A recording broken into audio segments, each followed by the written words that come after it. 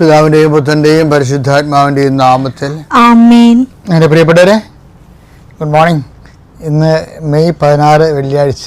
അമ്മേ പരിശുദ്ധ അമ്മേ, അമ്മേ പരിശുദ്ധമേ, ദൈവമാതാവേ, കൃപാസനത്തിലൂടെ ഞങ്ങൾക്കും ഞങ്ങളുടെ ദേശത്തിനും അമ്മ മധ്യസ്ഥം തേടി തന്ന എല്ലാ അനുഗ്രഹങ്ങൾക്കും കൃപകൾക്കും ഞങ്ങളിപ്പോൾ ഹൃദയം നിറഞ്ഞ നന്ദി പറയുന്നു. അമ്മേ പരിശുദ്ധമേ, ദൈവമാതാവേ, 2004 ഡിസംബർ 7 തീയതി ഉച്ചകഴിഞ്ഞ് 2:30 കൃപാസനത്തിൽ സംഭവിച്ച അമ്മയുടെ പ്രത്യക്ഷപ്പെടലിനെ കുറിച്ച് തിരുസഭയ്ക്ക് സമർപ്പിച്ചിരിക്കുന്ന പഠനരേഖകളുടെ മേൽ സഭാത്മകമായ പഠനം ആരംഭിക്കുവാൻ ഞങ്ങൾ പ്രാർത്ഥിക്കുന്നു.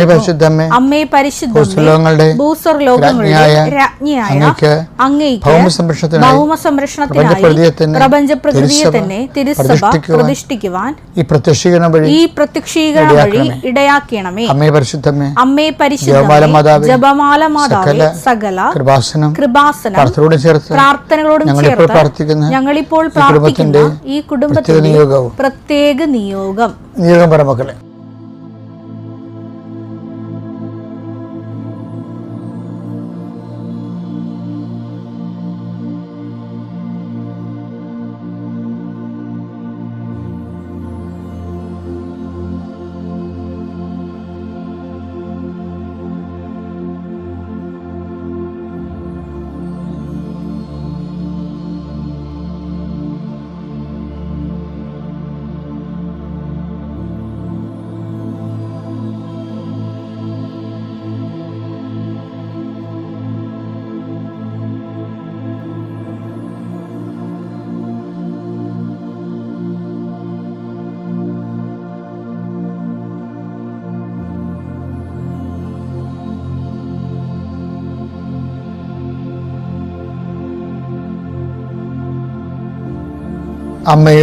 അമ്മയുടെ പ്രത്യക്ഷീകരണത്തിന്റെ അനുഗ്രഹവേളയിൽ ഞങ്ങൾക്ക് സാധിച്ചു തരുവാൻ കനിയണമേ. ആമേൻ. വിശ്വാസ പ്രമാണം. സർവശക്തനായ പിതാവും ആകാശത്തിന്റെയും ഭൂമിയുടെയും സൃഷ്ടാവുമായ ദൈവത്തിൽ ഞാൻ വിശ്വസിക്കുന്നു. അവിടുത്തെ ഏകപുത്രനും ഞങ്ങളുടെ കർത്താവുമായ ഈശോമിശിഹായിലും ഞാൻ വിശ്വസിക്കുന്നു. ഈ പുത്രൻ പരിശുദ്ധാത്മാവിനാൽ ഗർഭസ്ഥനായി കന്യകാമറിയത്തിൽ നിന്ന് പിറന്ന് പൊന്തിയോസ് പീലാത്തോസിന്റെ കാലത്ത് പീഡകൾ സഹിച്ച് കുരിശിൽ തറയ്ക്കപ്പെട്ട് മരിച്ച് അടക്കപ്പെട്ട് പാതാളങ്ങളിൽ ഇറങ്ങി മരിച്ചവരുടെ ഇടയിൽ നിന്ന് 3-ാം നാൾ ഉയർത്ത് സ്വർഗത്തിലേക്ക് എഴുന്നള്ളി സർവശക്തിയുള്ള പിതാവായ ദൈവത്തിന്റെ വലതുഭാഗത്തിരിക്കുന്നു. അവിടെ നിന്ന് ജീവിക്കുന്നവരെയും മരിച്ചവരെയും വിധിക്കുവാൻ വരുമെന്നും ഞാൻ വിശ്വസിക്കുന്നു. പരിശുദ്ധാത്മാവിലും ഞാൻ വിശ്വസിക്കുന്നു.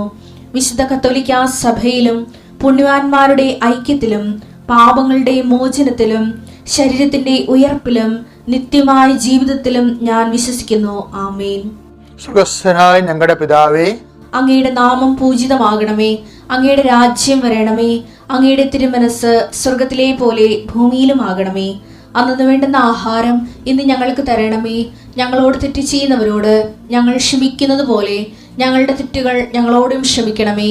ഞങ്ങളെ പ്രലോഭനത്തിൽ ഉൾപ്പെടുത്തരുതേ, തിന്മയിൽ ഞങ്ങൾ രക്ഷിക്കണമേ. ആമേൻ. നന്മ നിറഞ്ഞ മറിയമേ, സ്വസ്തി. കർത്താവ് അങ്ങയുടെ കൂടെ സ്ത്രീകളിൽ അങ്ങ് അനുഗ്രഹിക്കപ്പെട്ടവളാകുന്നു. അങ്ങയുടെ ഉദരത്തിൻ ഫലമായി ഈശോ അനുഗ്രഹിക്കപ്പെട്ടവനാകുന്നു. പരിശുദ്ധ മറിയമേ, തമ്പുരാന്റെ അമ്മേ, പാപികളായ ഞങ്ങൾക്ക് വേണ്ടി ഇപ്പോഴും ഞങ്ങളുടെ മരണസമയത്തും തമ്പുരാനോട് അപേക്ഷിക്കണമേ. ആമേൻ. കർത്താവ് നിന്റെ ഉന്നതമായ നാമത്തിന് സ്വസ്ഥം ചെയ്യുന്നു. കർത്താവ് നിന്റെ വിശുദ്ധ പൗരോഹിത്യത്തെ മഹത്വപ്പെടുത്തണമേ. കർത്താവ് സഭയിലുള്ള സാന്നിധ്യം പ്രകടമാക്കണമേ. 39 വർഷം ഞാൻ അർപ്പിച്ച കുർബാനയുടെ യോഗ്യതയാൽ കൃപാസ്ഥാനത്താറെ ജീവനോടെ പ്രത്യക്ഷപ്പെട്ട പരിശുദ്ധ അമ്മയുടെ മാധ്യസ്ഥത്തിലെ കൃപാസ്ഥാനത്താറെ നടന്ന 10,000-കണക്കിന് ആരാധന ശക്തിയാൽ നിന്റെ കുടുംബത്തെ ഈ പ്രഭാതത്തിൽ ആശീർവദിക്കുന്നു. മെയ് 16 തീയതിയായ വെള്ളിയാഴ്ച നീ പോകുന്നിടത്തേക്കെല്ലാം കർത്താവിൻ്റെ ചൈതന്യം പ്രസരിക്കാനും കർത്താവിൽ അവലംബം വെക്കുന്ന നീ, അവനിൽ ആശ്രയം വെക്കുന്ന നീ, നിന്റെ ജീവിത ചുറ്റുപാടുകളിൽ നിന്റെ ശക്തി ക്ഷയിച്ചു പോകുമ്പോൾ, നിന്റെ സ്വാധീനം കെട്ടുപോകുമ്പോൾ, നീ നിരാലംബനാകുന്ന ഓരോ നിമിഷവും നീ വിശ്വസിക്കുകയും സ്നേഹിക്കുകയും വിശ്വാസം അർപ്പിക്കുകയും ചെയ്യുന്ന ദൈവത്തിൻ്റെ കാരുണ്യവും ചൈതന്യവും സാന്നിധ്യവും നിനക്ക് അവകാശവും ഓഹരിയുമൊക്കെ എന്ന് പ്രാർത്ഥിക്കുന്നു. നിൻ്റെ വഴി യാത്രയിൽ റാഫേലിനെ അയച്ചു കൊടുത്ത ദൈവത്തിൻ്റെ ചൈതന്യം തോബിയാസ് റാഫേലിനെ പോലെ കർത്താവിൻ്റെ ദൂതൻ പരിശുദ്ധ അമ്മയുടെ ആളായ്മയായി നിനക്ക് അനുഭവിക്കാൻ ഇടയാക്കട്ടെ എന്ന് പ്രാർത്ഥിക്കുന്നു. നിൻ്റെ കച്ചവട ബന്ധങ്ങൾ, ബിസിനസ്സുകൾ, വ്യാപാരങ്ങൾ, വ്യവസായങ്ങൾ, ആർഗവ മാർഗങ്ങൾ, നിൻ്റെ ജീവിത മാർഗങ്ങൾ കർത്താവ് ആശീർവദിക്കുകയും അനുഗ്രഹിക്കുകയും ചെയ്യട്ടെ. നിൻ്റെ ജീവിത സന്ധാരണ മേഖലകളിൽ നീ അനുഭവിക്കുന്ന പ്രത്യേക പ്രതിസന്ധികളും മറ്റുള്ളവർ ഉയർത്തുന്ന മത്സരങ്ങളും നിൻ്റെ ജീവിത മാർഗങ്ങൾ കെട്ടുപോകുന്ന അവസ്ഥയിൽ കർത്താവിൻ്റെ ശക്തിയിലേക്ക് ആവശ്യിക്കുകയും അത് ആളിക്കത്തുകയും ചെയ്യട്ടെ. കാനായിലെ കല്യാണത്തിലേക്ക് സന്നിഹിതയായ പരിശുദ്ധ അമ്മ കന്യാസ്ത്രീ മറിയം നിൻ്റെ ജീവിത കണ്ണുനീരെ കർത്താവിൻ്റെ തിരുസേന താലത്തിലാക്കി സമർപ്പിക്കുകയും ഈശോ ആവർത്തിക്കുകയും ആശീർവദിക്കുകയും അതിനെ രത്നങ്ങളായി ദൈവത്തിന് വിലപിടിയാത്ത ദൈവത്തിൻ്റെ കൃപയായി ദൈവത്തിന് നിൻ്റെ ജീവിത മണ്ഡല അനുഗ്രഹങ്ങളായി തിരിച്ചു കിട്ടട്ടെ എന്ന് പ്രാർത്ഥിക്കുന്നു. കർത്താവേ, ശരീരം മുഴുവൻ രോഗമുള്ളവരെ സംബന്ധിച്ച് പ്രാർത്ഥിക്കുന്നു. രോഗം കൊണ്ട് മനസ്സ് ഇടിയുന്നവരെ സംബന്ധിച്ച് പ്രാർത്ഥിക്കുന്നു. രോഗം കൊണ്ട് സാമ്പത്തികമായി ദരിദ്രം സംഭവിക്കുന്നതിനെ സംബന്ധിച്ച് പ്രാർത്ഥിക്കുന്നു. രോഗം കൊണ്ട് വരുമാനത്തിന് ഉള്ള മാർഗം നഷ്ടപ്പെടുന്നതിനെ സംബന്ധിച്ച് പ്രാർത്ഥിക്കുന്നു. രോഗം കൊണ്ട് ജീവിതമാർഗം അടഞ്ഞു പോയതിനെ സംബന്ധിച്ച് പ്രാർത്ഥിക്കുന്നു. എൻ്റെ കർത്താവിന് ഉന്നതമായ നാമത്തിൽ സഭയുടെ അധികാരത്തിൽ കുരിശിൻ്റെ അടയാളത്തിൽ ദൈവം തന്നെ ഏറ്റവും വലിയ ദൈവത്തിൻ്റെ കൃപയായി നിങ്ങൾ നിറയട്ടെ. ജീവിതമാർഗം കർത്താവ് അതിൻ്റെ വാതിൽ തുറന്നു തട്ടെ എന്ന് പ്രാർത്ഥിക്കുന്നു. വിവാഹം ഒത്തുവരാത്തവർ, മക്കളില്ലാത്തവർ, മക്കളെ കൊണ്ട് പൊറുതി മുട്ടിയവർ, മക്കൾ പലതരത്തിലുള്ള തെറ്റായ ബന്ധങ്ങളിലും അതുപോലെ തന്നെ പലതരത്തിലുള്ള തെറ്റായ ശീലങ്ങളിലും ചെന്ന് അകപ്പെട്ടിട്ട് പ്രാർത്ഥനയുമില്ല, ദൈവവുമില്ല, അക്രമാസക്തമായ സ്വഭാവം കാണിക്കുകയും ഭ്രാന്തമായ രീതിയിൽ പെരുമാറുകയും ചെയ്യുന്ന മക്കളെ കർത്താവിൻ്റെ വിശുദ്ധമായ രക്തം തളിച്ചുകൊണ്ട് യേശുവിൻ്റെ നാമത്തിൽ അവൻ്റെ ദുശ്ശീലങ്ങളെ ബന്ധിച്ചുകൊണ്ട് മാതാവിൻ്റെ മധ്യസ്ഥത്തിൽ നിൻ്റെ കർത്താവിൻ്റെ കുരിശിൻ്റെ ചുവട്ടിൽ വെക്കുന്നു. എൻ്റെ കർത്താവിൻ്റെ ഉന്നതമായ നാമത്തിൽ സഭയുടെ അധികാരത്തിൽ കുരിശിൻ്റെ അടയാളത്തിൽ ദൈവശക്തിയാൽ നിൻ്റെ ഇന്നത്തെ മുഴുവൻ ഉദ്യമങ്ങളെ കർത്താവ് ആശീർവദിക്കട്ടെ. നിൻ്റെ സംസാരങ്ങളെയും സംഭാഷണങ്ങളെയും ചെയ്തികളെയും നിൻ്റെ ഒപ്പിനെയും നിൻ്റെ എഴുത്തിനെയും കർത്താവ് ആശീർവദിക്കട്ടെ. നിൻ്റെ യാത്ര, നിൻ്റെ ജോലി, നിൻ്റെ താമസം, നിൻ്റെ മറ്റുള്ളവരുമായിട്ടുള്ള ഇടപെടലുകൾ കർത്താവിനെ ഏറ്റെടുക്കുകയും നിനക്കത് അനുകൂലമായി മാറ്റുകയും ചെയ്യട്ടെ. എൻ്റെ കർത്താവിൻ്റെ ഉന്നതമായ നാമത്തിൽ ഉന്നതമായ വിദ്യാഭ്യാസത്തിന് വേണ്ടി, ഉന്നതമായ ജീവിതത്തിന് വേണ്ടി ഉള്ള നിൻ്റെ പരിശ്രമങ്ങളിൽ നിൻ്റെ കഴിവുകളിൽ നീ തിരിച്ചറിയുകയും ദൈവത്തെ നീ ആശ്രയിക്കുകയും കർത്താവിൻ്റെ ചൈതന്യം നിന്നെ ആവശ്യിക്കുകയും നീ ഉന്നതമായ മേഖലകളിൽ നിനക്കുള്ള തടസ്സങ്ങളെ ഈ ഒറ്റ പ്രാർത്ഥന കൊണ്ട് നീങ്ങിപ്പോവുകയും ചെയ്യട്ടെ. എൻ്റെ കർത്താവിനുമായ നാമത്തിൽ സഭയുടെ അധികാരത്തിൽ കുരിശിൻ്റെ അടയാളത്തിൽ ദൈവത്തിൻ്റെ ശക്തിയാൽ നീ ഇന്നേ ദിവസം കർത്താവിൻ്റെ നാമത്തെ ആശീർവദിക്കപ്പെടട്ടെ.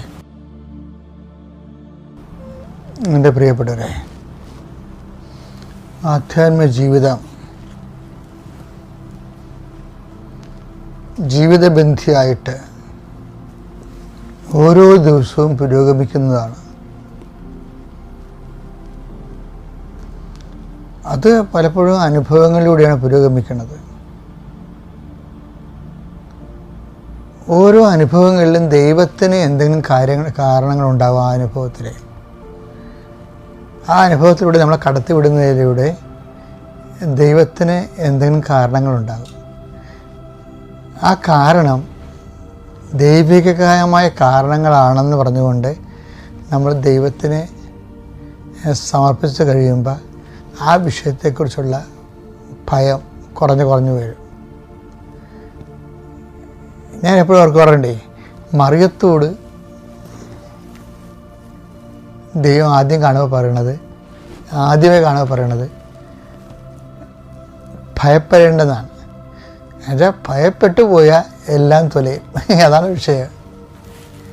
ഭയപ്പെടരുത്.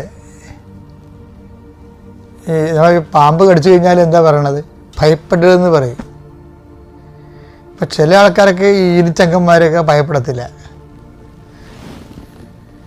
കഴിഞ്ഞ ദിവസങ്ങളിലൊരു സാക്ഷ്യം ഉണ്ടായിരുന്നു.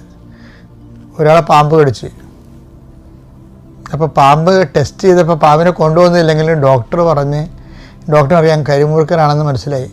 പക്ഷേ ഡോക്ടർ പറഞ്ഞില്ല പേഷ്യൻറ്റിനോട്. എന്താണ്? അയാൾ ഭയപ്പെട്ടു പോകുമെന്ന് പറഞ്ഞുകൊണ്ടാണ് പറയാതിരുന്നത്. ഇതുപോലെ തന്നെ ഭയപ്പെട്ടാൽ എല്ലാം നശകൂടാലിയാകും. ഉടനെ ബ്ലഡ് സർക്കുലേഷൻ കൂടും, രക്തം വ്യാപിക്കും. അതുകൊണ്ട് മറിയത്തിനോടും പറഞ്ഞത്, ആദ്യം പറഞ്ഞത് ഭയപ്പെടരുത്, വരാൻ പോകുന്ന സംഭവങ്ങളൊക്കെ കുറച്ച് താങ്ങാൻ പറ്റാത്തതാണ്. പക്ഷെ ഔസേപ്പിതാവിനോട് അങ്ങനെ പറഞ്ഞില്ല, ഭയപ്പെടരുതെന്ന് പറഞ്ഞില്ല. അതുകൊണ്ട് ഔസേപ്പിതാവ് എന്ത് ചെയ്ത്? ഔസേപ്പിതാവ് നോർമലായിട്ട് ഭയപ്പെട്ട്, മാതാവ് ഭയപ്പെട്ടില്ല. കാര്യം അതാണ് ഇത് വ്യത്യാസം വരണത്. ലൂക്ക 1:30 വായിച്ചേ. ദൂതൻ അവളോട് പറഞ്ഞു, മറിയമേ, നീ ഭയപ്പെടേണ്ട, ദൈവസന്നിധിയിൽ നീ കൃപ കണ്ടെത്തിയിരിക്കുന്നു. പക്ഷെ ഇത് വിഷയം എന്ന് വെച്ചാൽ, മറിയമേ നീ ഭയപ്പെടേണ്ട എന്ന് വെച്ച് കഴിഞ്ഞാൽ ദൈവമാണ് അവളോട് ഭയപ്പെടേണ്ടെന്ന് പറഞ്ഞിരിക്കുന്ന കാര്യം. ഭയം വരുത്തണ വിഷയങ്ങളാണ് ഇനി സംഭവിക്കാൻ പോണ മുഴുവനും. ഇപ്പോൾ ആ ഡോക്ടർ പറഞ്ഞില്ലേ, കരിമുറുക്കനം കടിച്ചതെന്ന് ബ്ലഡ് ടെസ്റ്റ് ചെയ്ത് മനസ്സിലായി. പക്ഷേ പേഷ്യൻറ്റിനോട് പറഞ്ഞില്ല. എന്നാൽ അയാൾ പേടിക്കും, ബ്ലഡ് സർക്കുലേഷൻ കൂടും. പക്ഷേ അതിനേക്കാൾ ക്വാളിറ്റി കുറഞ്ഞൊരു കാര്യം, ഭയപ്പെട്ടാലും വലിയ കുഴപ്പമില്ലാത്ത, ഔസേപ്പിതാവ് കടന്നുപോയ വിഷയങ്ങളൊക്കെ ഭയപ്പെട്ടാലും വലിയ കുഴപ്പമൊന്നുമില്ലാത്ത വിഷയങ്ങളാണ്. എന്താ കാര്യം? അതുകൊണ്ട് ഔസേപ്പിതാവിനോട് ദൈവം ഭയപ്പെടേണ്ടത് 4 പ്രാവശ്യം, മറിയത്തിന് 1 പ്രാവശ്യം മംഗളവാർത്തയിൽ പ്രത്യക്ഷപ്പെട്ടുള്ളൂ. അതിലാദ്യം പറഞ്ഞ് ഭയപ്പെടേണ്ടതാണ്.